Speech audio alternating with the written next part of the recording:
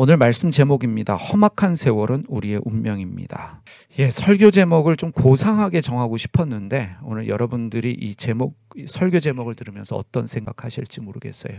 험악한 세월은 우리의 운명입니다. 제가 오늘 본문 말씀 다시 한번 읽겠습니다. 구름이 성막에서 거칠 때면 이스라엘 백성이 길을 나섰다. 그러나 구름이 거치지 않으면 그들은 구름이 거치기까지 길을 나서지 않았다. 낮에는 하나님의 구름이 성막 위에 있고 밤에는 불이 그 구름 가운데 있어서 온 이스라엘 자손이 모든 여정에서 그것을 볼 수 있었다. 이 성막이 완성된 후에 이스라엘 자손들은 하나님의 구름이 성막에서 거치지 않으면 거칠 때까지, 그 하나님의 구름이 거칠 때까지 떠나지 않았습니다. 구름이 거치면 진을 거두고 그것을 떠나서 다음 여정을 향해 나아갔습니다. 하나님의 구름이 이스라엘 백성들의 여정에 중요한 역할을 했습니다. 하나님의 구름이 멈추면 멈추었습니다. 하나님의 구름이 성막을 덮으면 멈추었고, 하나님의 구름이 움직이기 시작하면, 그 하나님의 구름이 앞장서기 시작하면 이스라엘 백성들도 함께 떠나갔습니다. 성막이 완성된 후에 이스라엘 자손들은 성막을 들고 하나님의 구름의 움직임에 따라서 40년 동안 멈춤과 움직임을 반복했습니다. 하나님이 이스라엘 백성들에게 주신 교회를 성막이라고 말할 수 있겠습니다. 그 성막은 언제든지 해체하고 들고 다닐 수 있도록, 이동할 수 있도록 만들어졌습니다. 하나님께서 이스라엘 백성들에게 주신 교회인 성막은 한 장소에 고정되는 것이 아니라 늘 하나님의 인도하심에 따라 이스라엘 백성들을 이끌며 함께 이동했습니다. 그런데 오늘 읽은 말씀 가운데 가장 중요하게 등장하는 히브리어 단어가 있습니다. 마사라는 단어입니다. 여러분들이 중요하게 배우셔야 될 히브리어 단어입니다. 함께 좀 따라서 하겠습니다. 마사. 이 마사라고 하는 단어가 오늘 읽은 구절 가운데 3번 등장하는데 행진, 여정, 여행이라는 말로 번역되어지는 단어입니다. 그런데 이 마사라는 단어는 한 장소에서의 정착을 거부하며 계속적인 움직임을 뜻하는 단어가 마사입니다. 마사는 한 장소에서 머무는 것을 거부합니다. 계속적인 움직임을 뜻하는 단어가 마사입니다. 메시지 성경은 이 마사를 36절과 37절에서 길을 나서다라고 번역을 했습니다. 그리고 38절에서는 여정으로 번역하고 있습니다. 길을 떠나는 것, 여행 가는 것, 어디를 향해 나아가는 것, 마사입니다. 38절 말씀을 주목해서 보겠습니다. 낮에는 하나님의 구름이 성막 위에 있고 밤에는 불이 그 구름 가운데 있어서 온 이스라엘 자손의 모든 여정에서 그것을 볼 수 있었다. 하나님의 구름이 성막 위에 머물러 있다라고 말하는 것은 이스라엘 백성들이 지금 움직이지 않고 있는 상태입니다. 진을 치고 있는 상태입니다. 잠시 동안 머물러 있는 상태입니다. 지금 움직이지 않고 머물러 있음에도 불구하고 마사라고 불렀습니다. 여정이라고 말하고 있습니다. 머물러 있는데, 진을 치고 있는데 마사라고 말하는 이유는 지금 이스라엘 백성들은 정착을 위해 머물러 있는 것이 아니라 떠나기 위해 머물러 있기 때문입니다. 그래서 마사입니다. 지금 이곳에 진을 치고 머물러 있지만 정착을 위한 머무름이 아니라, 정착을 위해서 진을 치는 것이 아니라 또 다른 떠남을 위해서, 또 다른 여정을 위해서 진을 치고 있기 때문에 마사라고 말하고 있는 것입니다. 이집트에서 나온 이스라엘 백성들은요, 40년 동안 한 곳에 정착하지 않고 계속적으로 이동하고 움직이고 여행했습니다.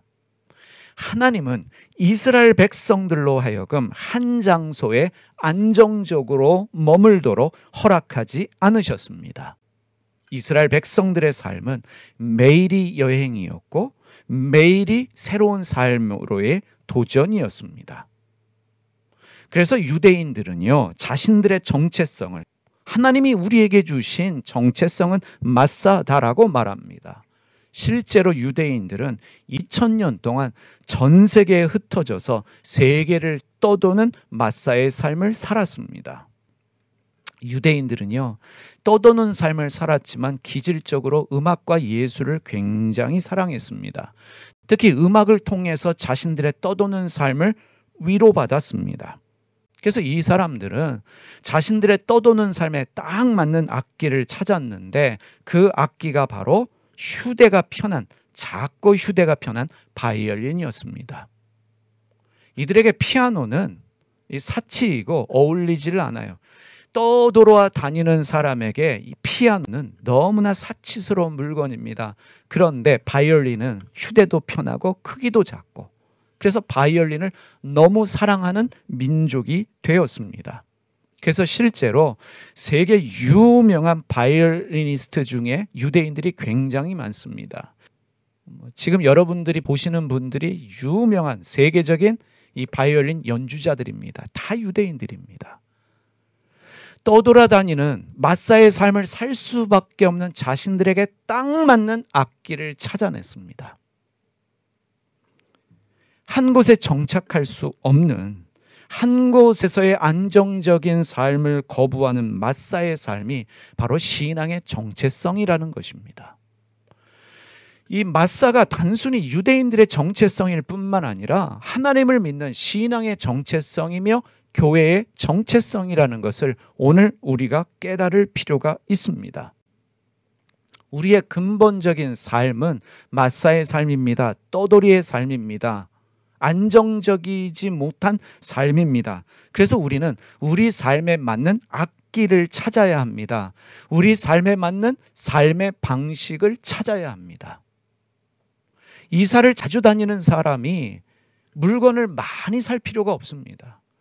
이사를 많이 다니는 사람이 큰 가구, 좋은 가구 살 필요가 없는 것처럼 떠돌이의 삶을 살 수밖에 없는 마사의 삶을 살아야 되는 신앙인에게 맞는 삶의 방식은 무엇인가?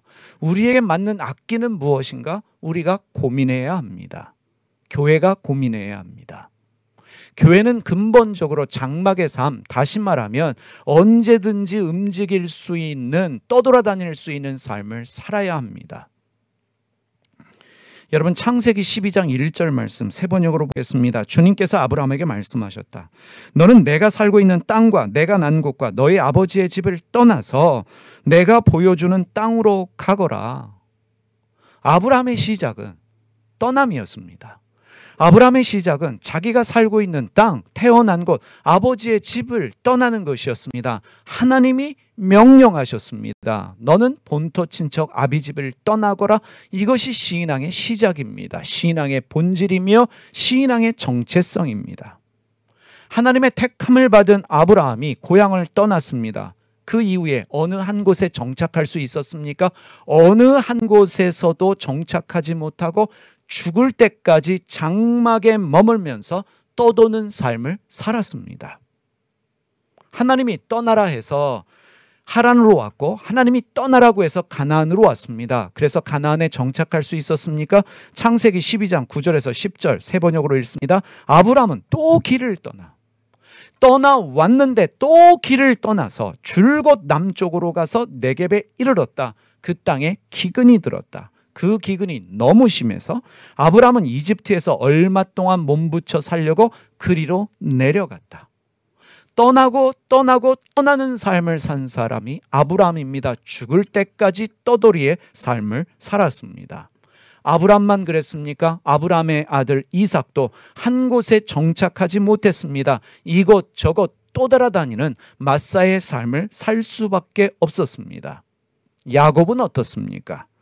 야곱은 형 에서를 속이고 부모를 떠나 외삼촌 라반이 있는 하란으로 도망했습니다. 그래서 하란에서 정착할 수 있었습니까? 또 하란에서 떠나야만 했습니다. 그리고 가나안으로 돌아온 야곱이 한 장소에 머물려고 애를 썼습니다.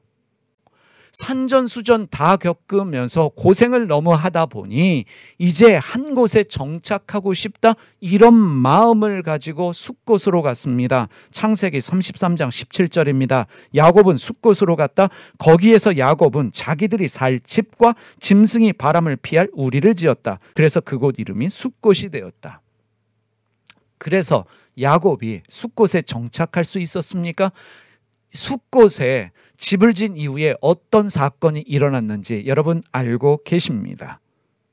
세겜이 야곱의 딸 디나를 겁탈하는 사건이 생겼습니다.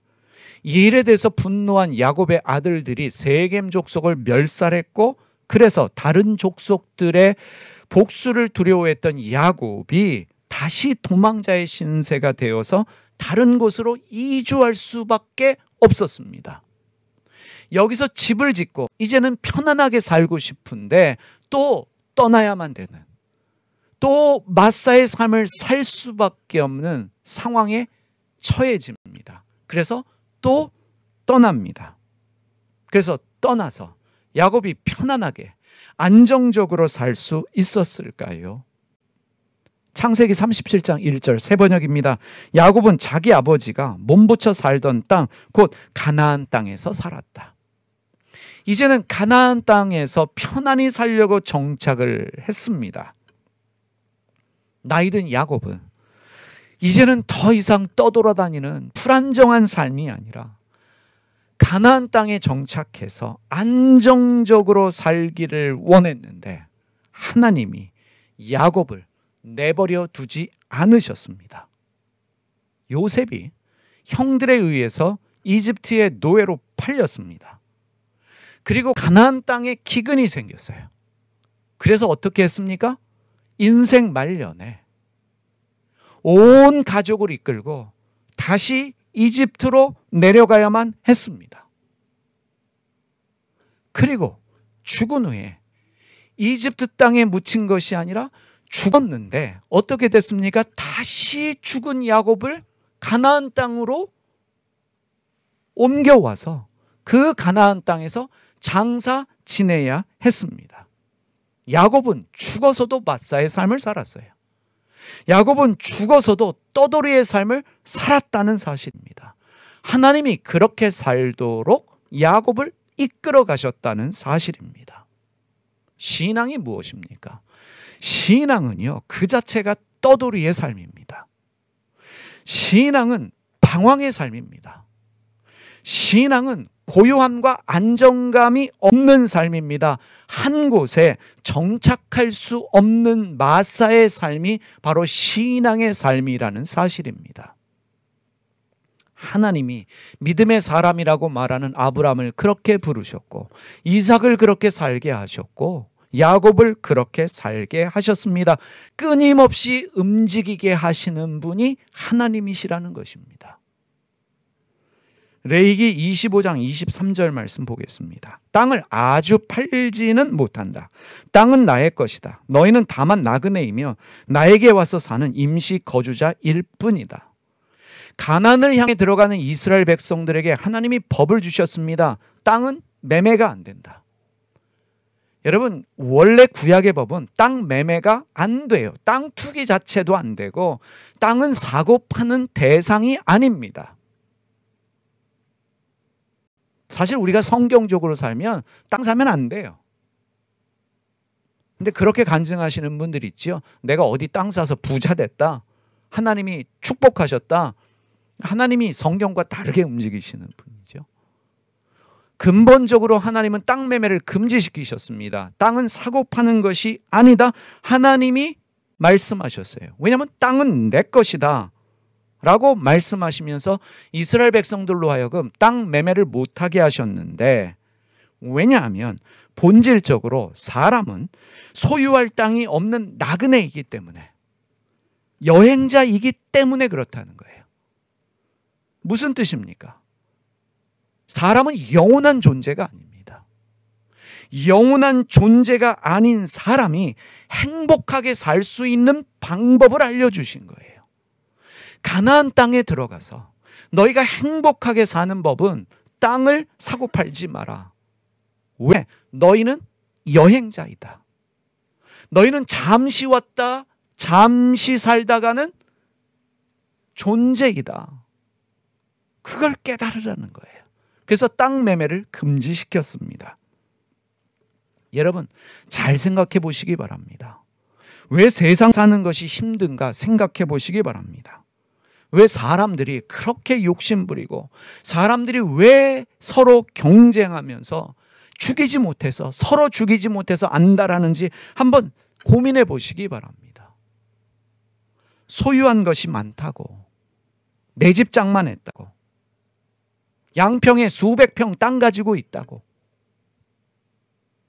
내 이름으로 된 아파트가 몇 채 있다고, 내가 노후 준비를 다 끝냈다고, 그래서 나는 나이 65세에 은퇴해서 편안하게 여행 다니며 살아라고 말하기 때문에 과연 그 사람이 행복한 삶을 살고 있을까? 여러분 질문해 보십시다. 땅이 있어서, 집이 있어서, 통장에 돈이 많아서, 내 집이 몇 채가 있기 때문에, 노후 준비를 끝냈기 때문에 그 사람을 행복한 사람이다 말할 수 있겠냐는 것입니다. 더 이상 일하지 않아서 좋아 그렇게 말하기 때문에 그 사람이 행복한 사람일까? 그렇지 않습니다. 소유하려고 할 때, 편안한 삶을 살고자 할 때, 정착해서 안정적인 삶을 살고자 할 때, 더 이상 할 일이 없을 때 인생은 불행해집니다. 여러분 세상 돌아가는 거 보십시오. 소유하려고 하기 때문에 불행해지는 거예요. 남들보다 더 편안하게 살려고 하기 때문에 인생이 불행해지는 거예요. 더 이상 일하지 않고 놀고 먹으려고 할 때, 그러면서 정착해서 안정적인 삶을 살고자 할 때 인생은 불행해집니다. 아브라함의 조카 롯이요, 소돔성에 자기 집장만 했어요. 그리고 그곳에 머물렀습니다. 근데 이상하게도 부자였던 아브라함은 자신 소유의 땅이 하나도 없어서 여기저기 장막을 치고 거두면서 죽을 때까지 한 곳에 정착하지 못하는 마사의 삶을 살았습니다. 누가 행복한 사람일까요? 아브람과 롯 두 사람 중에 누가 진정으로 행복한 사람인가 우리는 말할 수 있습니다. 우리는 종교적으로 아브라함이 축복받았지요. 그런데 우리의 실생활은 소돔성의 집장만한 롯을 부러워하는 것이 우리의 실제입니다. 여러분 이스마엘, 에서 자신들의 거처를 마련해서 안정적으로 정착했습니다. 그런데 이삭은 장막과 함께 떠돌면서 평생을 장막의 삶을 살았습니다. 마샤의 삶을 살았습니다. 그래서 이삭이 불행한 사람이다 말할 수 있겠냐는 것입니다. 안정적으로 자기들의 삶의 공간을 마련하고 자신들의 터전을 마련했던 이스마엘, 그리고 에서가 행복한 사람인가? 이삭이 행복한 사람인가? 여러분 중요한 게 있습니다. 아브라함이요, 땅을 안 산 게 아니라 하나님이 땅을 안 주셨어요. 땅을 사지 못하도록 하나님이 막으셨다는 것입니다. 사도행전 7장 4절에서 5절 보십시오. 그래서 그 갈대아 사람들의 땅을 떠나 하란으로 가서 거기서 살았습니다. 아브라함 얘기하는 거예요. 그의 아버지가 죽은 뒤에 하나님께서 그를 하란에서 지금 여러분이 사는 이 땅으로 옮기셨습니다. 그러나 누가? 하나님께서는 여기에서, 어디예요? 가나안 땅에서 유산으로 물려줄 손바닥만한 땅도 그에게 주지 않으셨습니다. 자식들에게 유산으로 물려줄 손바닥만한 땅도 주시지 않았다는 거예요. 누구에게요? 아브라함에게요. 돈 많다라고 말할 수 있는 부자인, 양떼도 많고 소떼도 많고 노비도 많았던 아브라함에게 땅 한 평도 안 주셨다는 사실. 누가요? 하나님이요. 능력이 없어서가 아니라, 투자적인 안목이 없어서가 아니라, 어리석어서가 아니라 하나님이 안 주셨다. 오늘 이것이 여러분들에게 깨달음이 되셔야 됩니다. 이해가 되셔야 됩니다. 아브라함에겐 자식이 없는데도 그런데 하나님께서는 그와 그의 후손들에게 이 땅을 소유로 주시겠다고 약속하셨습니다. 참 특이한 하나님이시죠. 아브라함으로 하여금 땅 없이 떠도는 마샤의 삶을 살게 하시는 분이 하나님이셨어요. 야곱은 어때요? 야곱은 한 곳에 정착하지 못했습니다. 이미 말씀드렸지만 죽을 때까지 떠도는 마샤의 삶을 살아야 했습니다. 그래서 인생 말년에 이집트의 왕 바로 앞에서 어떻게 고백합니까? 창세기 47장 9절입니다. 바로에게 대답하였다. 야곱이요. 이 세상을 떠돌아다닌 횟수가 100년하고도 30년입니다.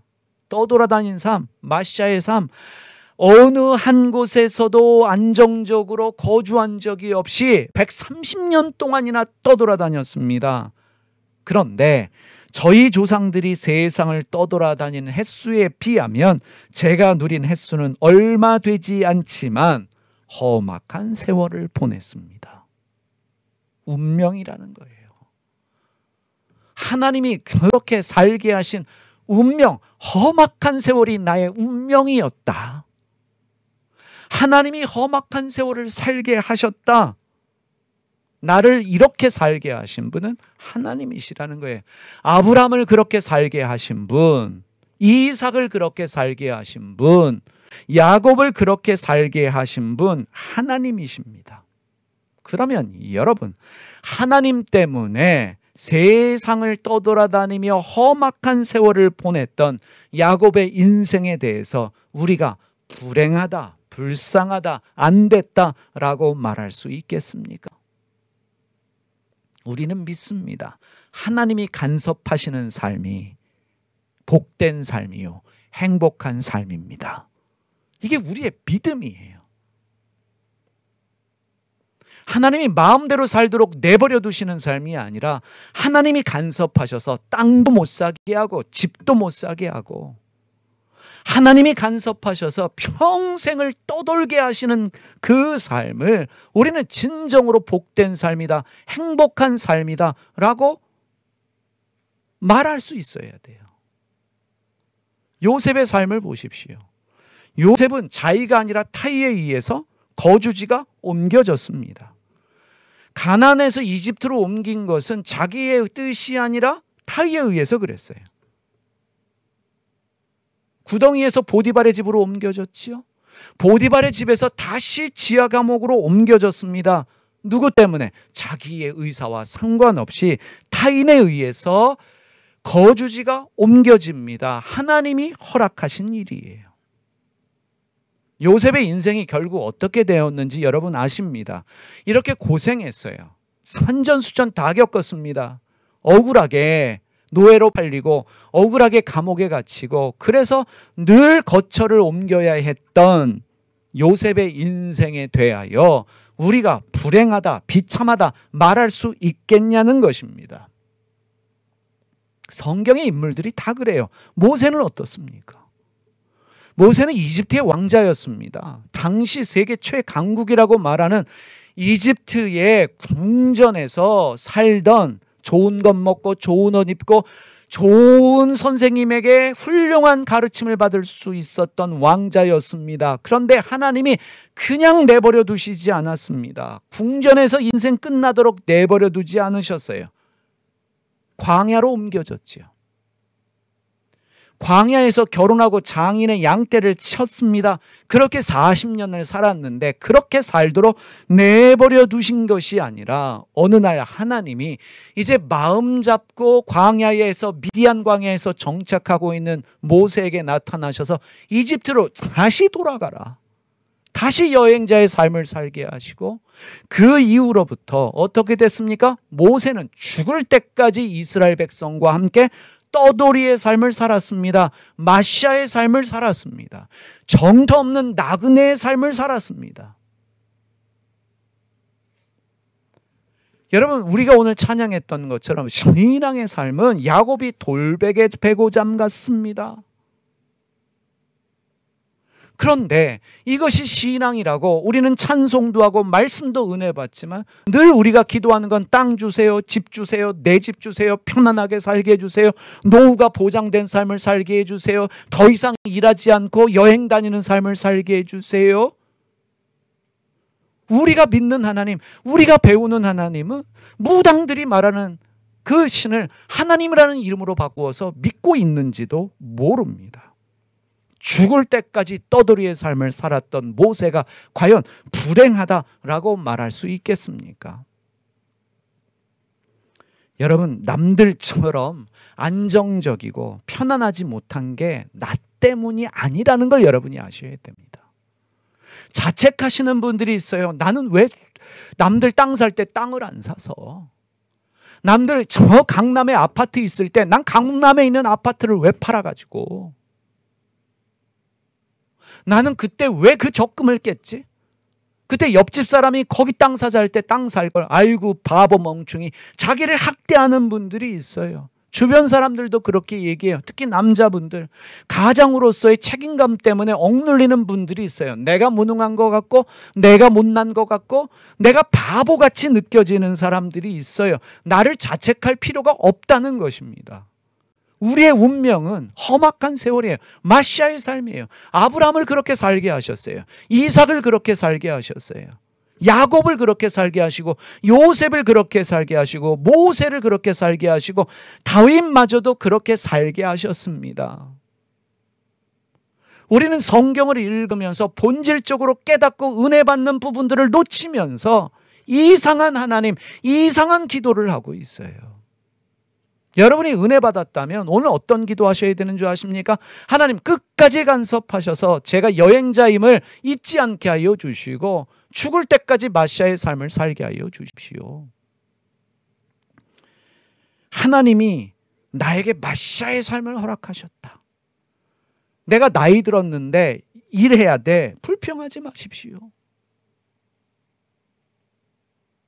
여러분, 나이 들어서 일할 수 있다는 것은 복입니다. 일할 수 있는 건강이 있다는 것, 일할 수 있는 기회가 있다는 것, 복이지요. 저는 세상이 바뀌는 걸 보면서 참 감사한 것 중에 하나가요. 야쿠르트 아줌마라고 그러죠. 야쿠르트 이제 매니저라고 그러시더라고요. 예전에는 그 리어커 같은 데 끌고 다니시면서 하셨는데 요즘에 뭐 좋은 전동차 타고 세상이 좋아졌어요. 제가 깜짝 놀란 게요. 그 유튜브 영상을 보니까 연세대학교 나왔어요. 얼굴도 이뻐요. 30살이에요. 근데 그 일하고 있어요. 순간적으로 저도 옛날 사람인 게 맞아요. 저도 꼰대 세대인 거예요. 아니 연대까지 나와가지고 잘 다니던 마케팅 회사 그만두고 저 얼굴도 이쁜 처자가 왜 이거 하고 있나? 그 인터뷰하는 분도 물어요. 아니 연대까지 나와서 연세대학 나오면 좋은 직장에서 좋은 연봉 받을 수 있지 않느냐? 생각이 달라요. 아침 일찍 일어나서 내가 일한 것만큼 돈을 벌 수 있는 이렇게 좋은 직업이 없다. 여러 사람들 만나고 여러 사람들과 함께 이야기할 수 있는 게 복이다. 그러면서 하는 얘기가 부모님도 친구들도 이 일하는 걸 격려해 준다는 거예요.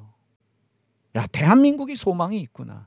대한민국이 바뀌고 있구나. 세상은 다 바뀌고 있는데 안 바뀌는 데가 교회예요. 오늘 우리는 하나님의 섭리로 은혜로 산다라고 말하면서도 자기를 자책해요. 여기 지금 자기 이름으로 된 집 없는 분들이 있을 거예요.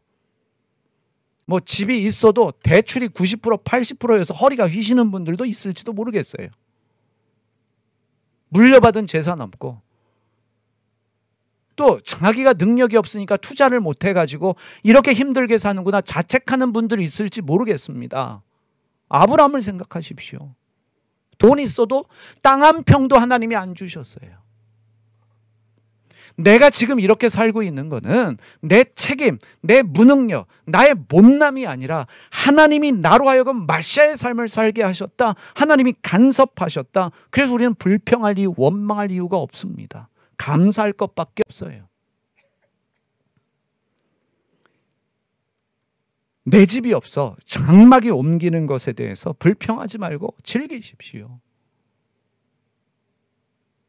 제 얘기 좀 하면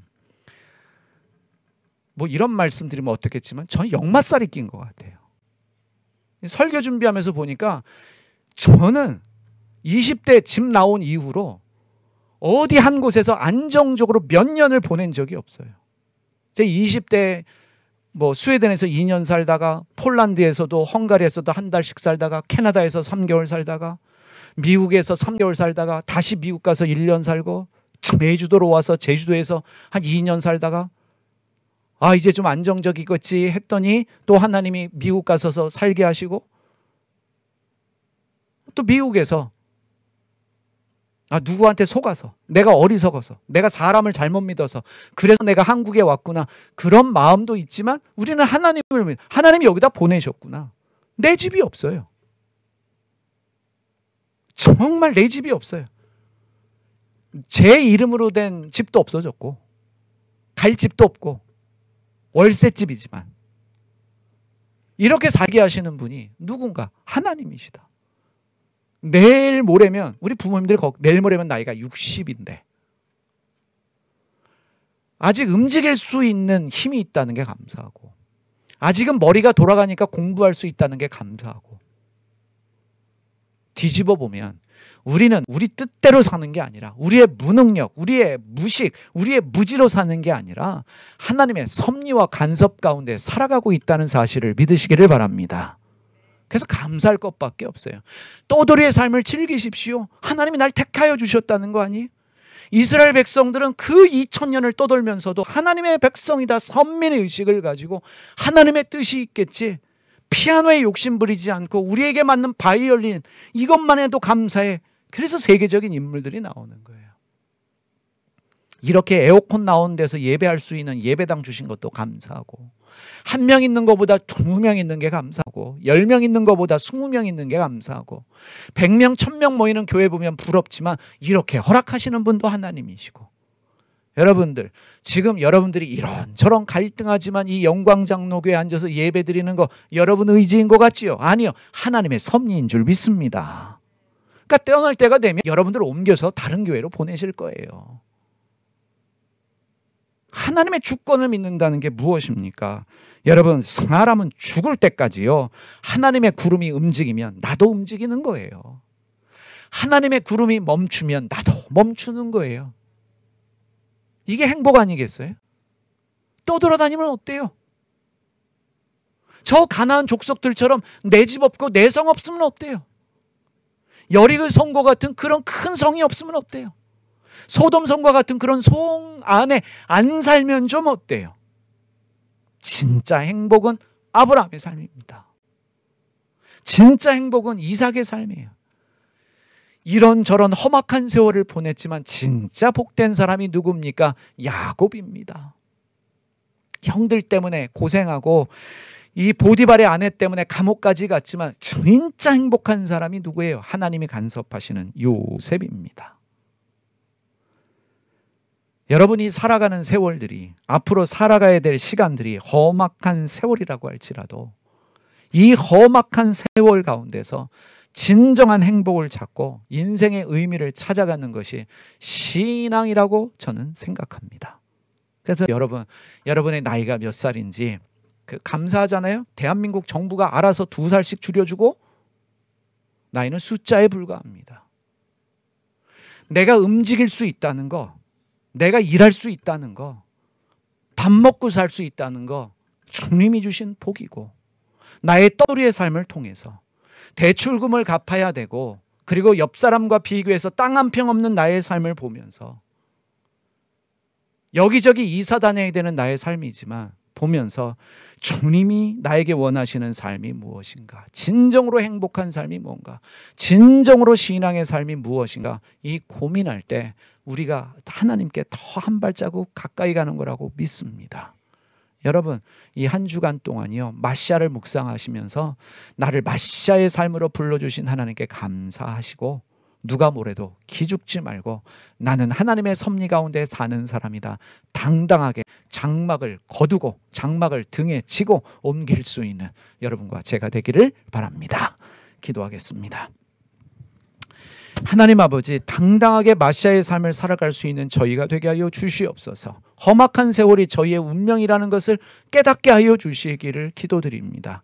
하나님, 구름이 뜨면 또 움직여야 되고, 구름이 이끌어가면 이끌어가야 되고, 구름이 멈추면 거기에 멈춰서 장막을 쳐야 되는 안정감 없고 편안함 없는 삶이라고 할지라도 하나님께 간섭받고 하나님께 이끄심을 받는 삶이 진정한 행복한 삶인 것을 알게 하여 주시옵소서. 하나님이 땅 안 주시는데 어찌 우리가 땅을 가질 수 있겠습니까? 땅 부자들 부러워하지 않게 하여 주시고, 저 소돔성에 살고 있는 롯을 부러워하지 않게 하여 주시옵소서. 오늘은 이곳, 내일은 저곳 떠돌지라고 할지라도 주님께서 나의 삶 간섭하신다, 주님이 나와 함께 하신다, 이 믿음 가지고 행복한 신앙생활할 수 있는 저희 모두가 되게 하여 주시옵소서. 기죽지 않고 살게 하여 주시옵소서. 예수님의 이름으로 기도드립니다.